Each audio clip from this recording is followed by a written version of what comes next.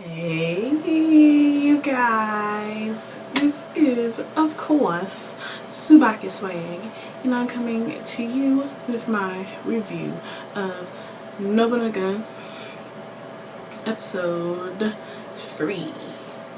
Name will be in this general area as always, of course. Anyways, this episode is actually pretty awesome.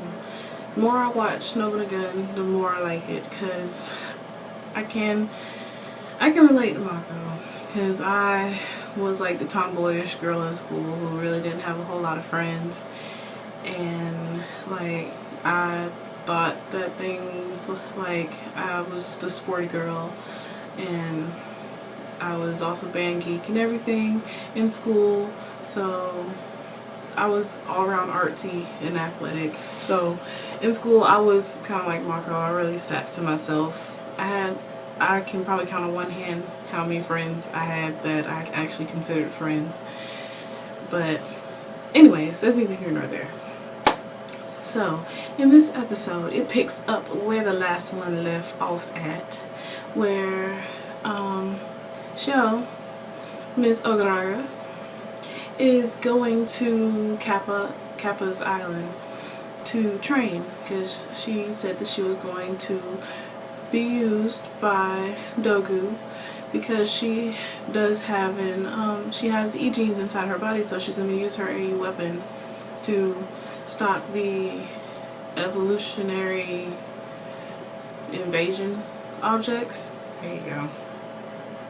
Anyways, so she went to the island to train, and when she got there, the guy that was driving her just kind of like left her out in the middle of nowhere, and she got attacked. But it turns out that she was actually in the training facility, and Kappa, who is her like instructor, her trainer, had pretty much set her up to see what she could do, and she failed miserably because she got like stabbed in the stomach by one of the invasion objects. So in that, Kappa was like, well, she pretty much got taken under Kappa's wing, not by his wishes, but he started training her, and in that she had to do some really strenuous stuff, like running laps and fighting clones of herself and all this kind of stuff. But as she was doing all this, she realized that she was pretty much by herself. There was nobody else there, and she was walking to go to an antenna, because she can't call out or anything. She can't get on the internet or anything from her phone, because while on the island there's no like personal calls that can be made. And as she was going to the antenna, she saw a lot of aircrafts, and she started freaking out. She knows all of them by name. I personally don't know all of them by name, but I do know what they look like. And she started calling all of them out, and then these guys came up out of nowhere, and they looked really creepy at first. But it turns out that they were just from air forces around the world, like the Philippines, Japan, US, what else? Mexico. I think there was one from Mexico. I'm not sure. Can't remember.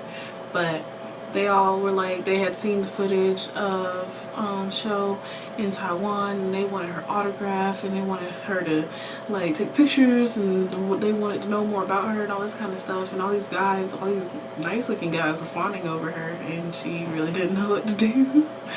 But in that, she made friends with them, and Kappa noticed this. So he pretty much told her that they are pretty much her shields, like they're going to be used pretty much as meat shields for her.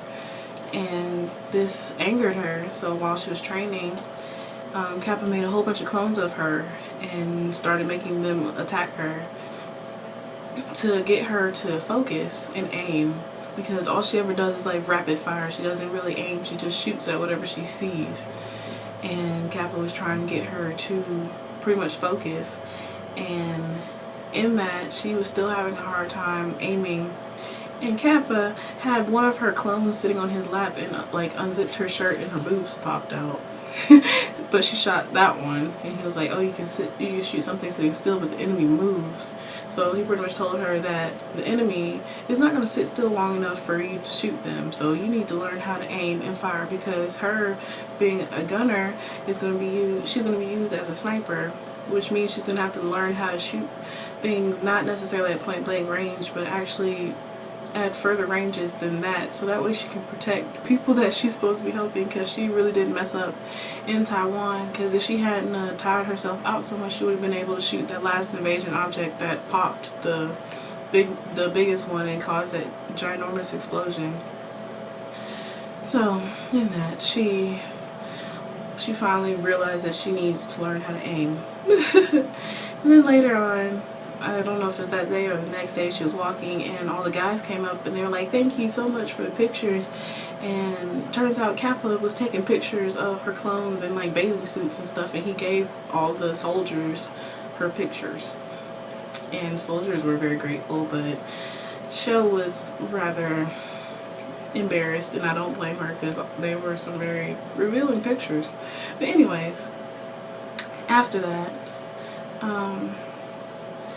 the U.S. Air Force lieutenant, I can't remember his name, he's one of the people that flies into hurricanes and takes pictures of the like meteorological phenomena that happens. So he got onto his aircraft and was flying towards another hurricane, and he had like his picture of Sho like on the dashboard, and they were flying into the hurricane, and then out of nowhere an unknown like aircraft comes out of nowhere, and it turns out it was an invasion object, and it shot the plane down while he was in it, of course. And Sho and Kappa get like a urgent message telling them that the aircraft got shot down, and they needed to get onto the helicopter that was waiting for them to go help. And Sho kind of like, well, she was in disbelief, because she had literally just seen him and now he's possibly dead. And then that was pretty much the end of the episode. But as a whole, this episode was pretty awesome. The more I watch Nobunagun, the more I like it. It is a freaking awesome anime. If you have not seen it, it'll be so easy to catch up on it, because it's really only on episode 3. So do that now. But anyways, as always, please remember to comment, rate, and subscribe. And as always, this is TsubakiSwagg saying adios.